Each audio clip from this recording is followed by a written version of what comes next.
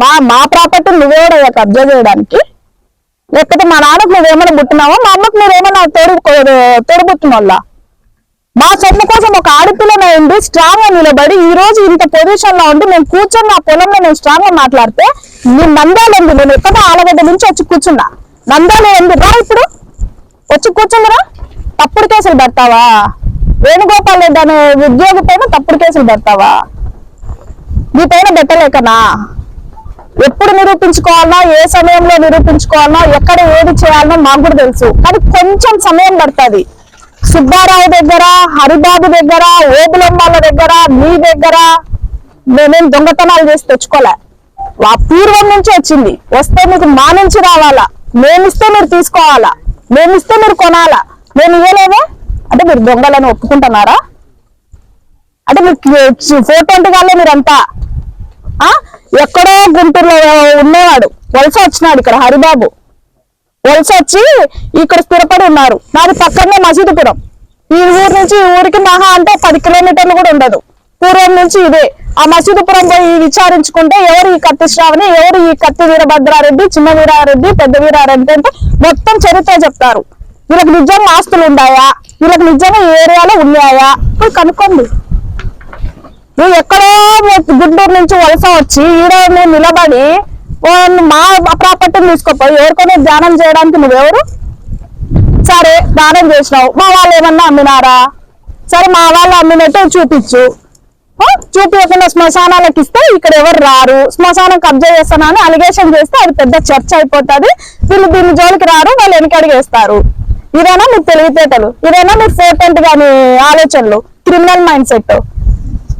ఇట్లాంటి బుద్ధులు, ఇట్లాంటి క్రిమినల్ మైండ్ సెట్లు, డాక్టర్ అనే ముసుగులను చాలా ఇకారాలు చేసినావు. సేవ అని చెప్పి పేషెంట్స్ దగ్గర ఓటీ నెంబర్లు అవన్నీ ఎంత తీసుకుంటున్నావో మా అందరికీ తెలుసు. నెలకు నీ కలెక్షన్ ఎంత, రోజుకి నీ కలెక్షన్ ఎంత, నువ్వు ఆ డబ్బులు అంతా ఏ విధంగా చేస్తున్నది తెలుసు.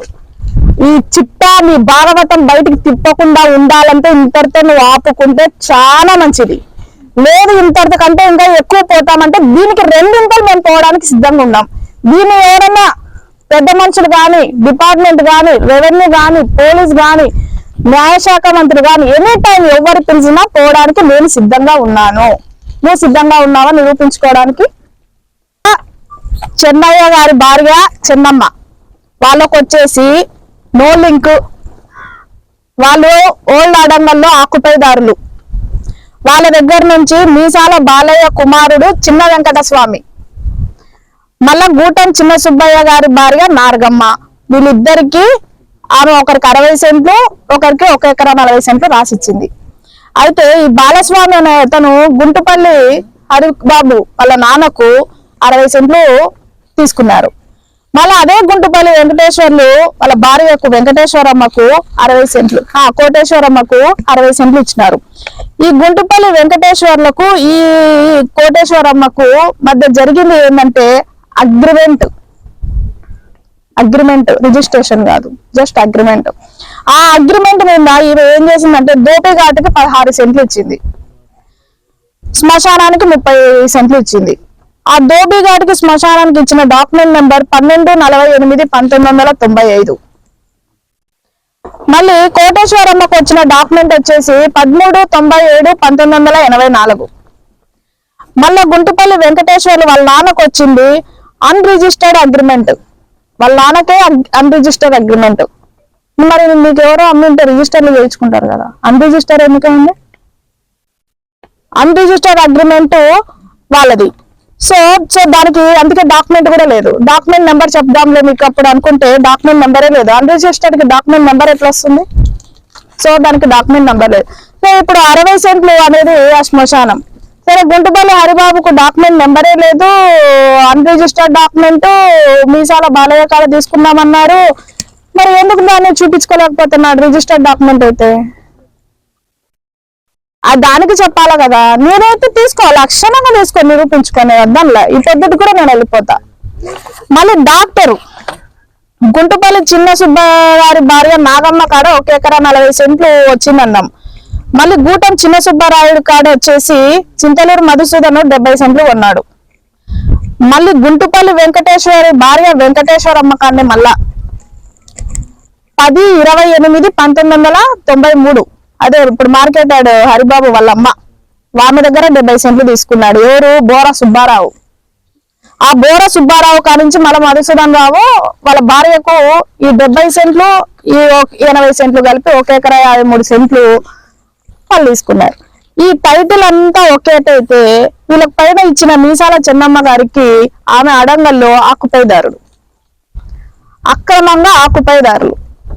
ఆ టైటిల్ ఇక్కడ లేనప్పుడు ఆమెకే టైటిల్ లేక ఆకుపైదారులు అయితే మీరు చేసుకున్న డాక్యుమెంట్స్ ఏ విధంగా చెల్లుతాయి అనేది నాకు డాక్టర్ చెప్పాలి. మరి వెంకటేశ్వరమ్మకు డాక్యుమెంట్ ఉందని ఇందాక మీరు ఫస్ట్ లో చెప్పారు. ఇది ఎవరో ఇచ్చింది కాదన్నా, డాక్టర్ ఇచ్చిందే. డాక్టర్ ప్రిపేర్ చేసి మొత్తం వర్షం రాసిస్తే దాన్ని నేను ఇప్పుడు ప్రింట్ చేసింది డాక్టర్ ఇచ్చిందే. మళ్ళా ఆయననే రాసినాడు అన్రిజిస్టర్డ్ అగ్రిమెంట్ అని. ఎవరో రాయడం మళ్ళా అన్రిజిస్టర్డ్ అగ్రిమెంట్ల మీద మీకు ఎట్లా వస్తుంది? రిజిస్టర్లకే గతి లేకపోతే అన్రిజిస్టర్డ్ అతనికి ఎట్లా వచ్చింది? సో ఇవన్నీ మళ్ళీ మీసాల ఇంకొకటి నీలి మాధవమ్మ దగ్గర గుంటుపల్లి హరిబాబు 60 సెంట్లు తీసుకున్నా అన్నాడు.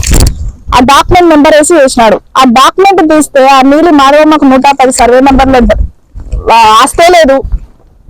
వేరే డాక్యుమెంట్ తీసుకొచ్చి దీంట్లో వేసినాడు.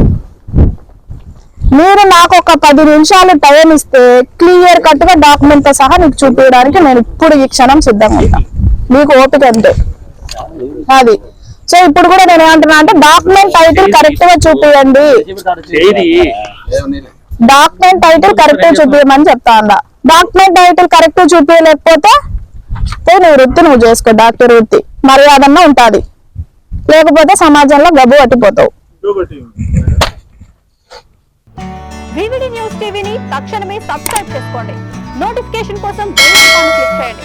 మరిన్ని అప్డేట్స్ కోసం ప్రతి ఒక్క కుటుంబానికి ఉచిత ప్రకటనలు వచ్చే విధంగా మీకోసం మీ ముందుకు వివిడి న్యూస్ టీవీని AP5 నందు 99వ ఛానల్ మరియు యూట్యూబ్ నందు వీక్షించెదరు.